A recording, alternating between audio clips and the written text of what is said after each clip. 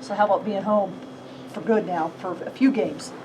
Yeah, I mean, it's a good feeling to know we're going to play at home and a chance to play in front of our own crowd, which is it feels like forever. So that's nice for sure, and to know that we could again have more practice time this month, and it's the first time since maybe I've been here that I've had 13 scholarship players in practice. So that was a first today. So that was exciting to see that many bodies, that we could work with. So we look at the 5-2 record up until now. Obviously, you want to be 7-0, but 5-2, pretty pleased. I think considering what we've been through, where we've had to go, what we've had to do, and who we've played, and, it's sure we would have loved to maybe have that last 2 or 3 minutes back versus Virginia, but your record is what it is, and we just have to look forward now. And there's a lot of good opportunities on our schedule, and the league is faring so much better than it has the last 2 years. So I feel pretty good about where we are. How's Romelo's ankle? Yeah, he tweaked it in the game and was able to come back and play, and he was in practice today, full go. So he's fine. The way that Remy's had to step on the throttle at times, like at Princeton, does that make it kind of more difficult for when he has to pick his spots better, like in the last game? Yeah, I mean, we knew we needed him to do that versus Princeton. I think he felt that. I think that's kind of what a really good point guard knows. What do you need from me now? And I do think a part of Remy's balance will be scoring and then helping getting everyone involved and getting other guys shots and just having his pulse on that. I think he knows that, and we're talking to him about it.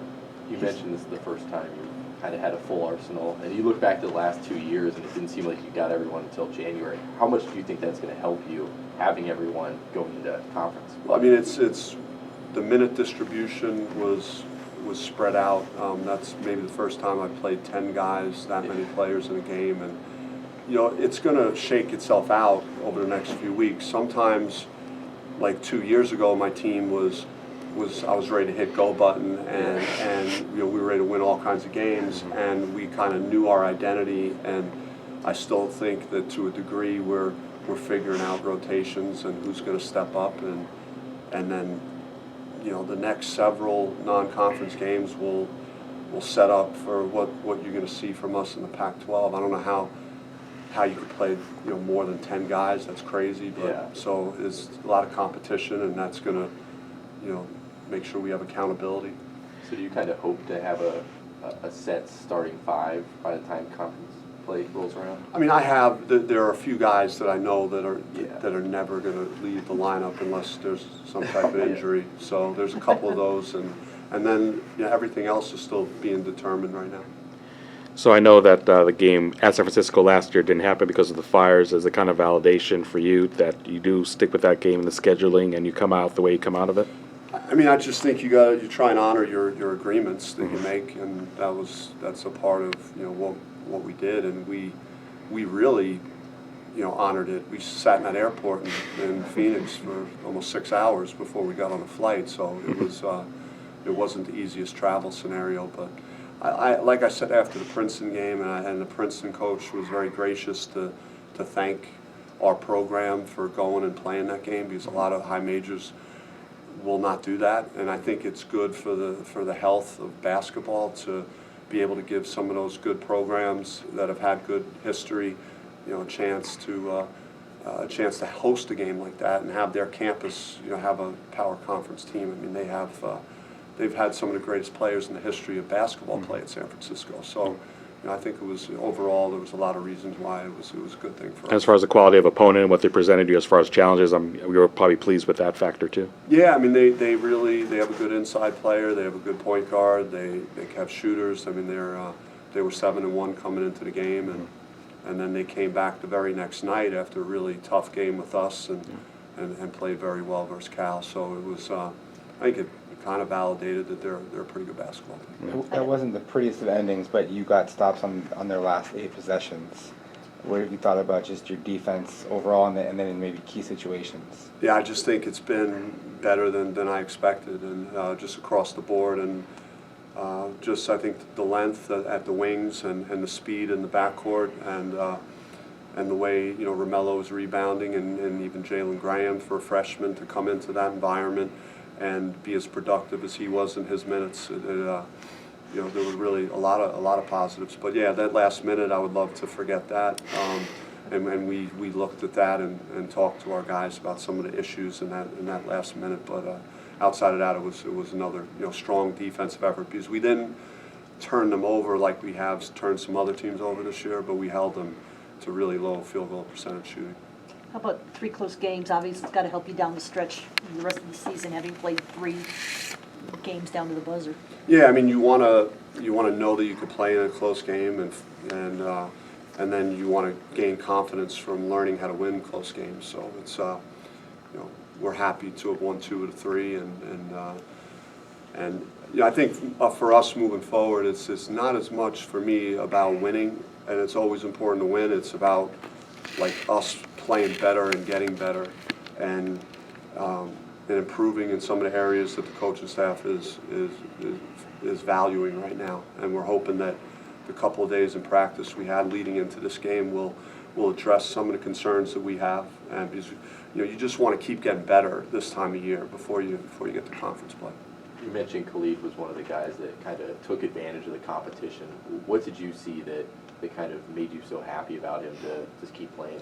I think he's a slim guy, but he was just playing a lot more physical in practice, going after the ball more on the backboard.